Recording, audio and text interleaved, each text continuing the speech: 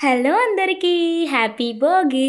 పొద్దున్నే లేసి ఏం ముగ్గేయాలా అని ఆలోచిస్తున్నానండి. ఇంతలోపు మాకు 2 గుమ్మాలుంటాయన్నమాట. సో, అమ్మొచ్చేసి ఇక్కడ వేస్తుంది.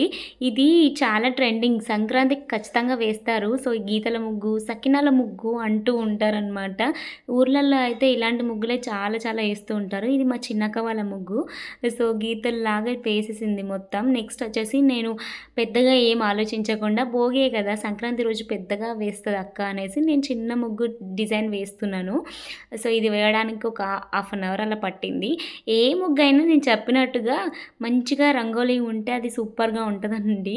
సో, నెక్స్ట్ వచ్చేసి దాంట్లోకి గొబ్బెమ్మలు, ఈ రేగిపళ్ళు అండ్ పప్పులు అండ్ పువ్వులు ఇవన్నీ వేసి మంచిగా పసుపు, కుంకుమ వేసి మొక్కేసుకోవడమే. ఎంత బావుండిందో అసలు కళకళలాడిపోయింది ఆ రేగిపళ్ళు అవన్నీ చూస్తే. ఇంతకీ నా ముగ్గెలా ఉందో కామెంట్‌లో చెప్పండి. Thank you.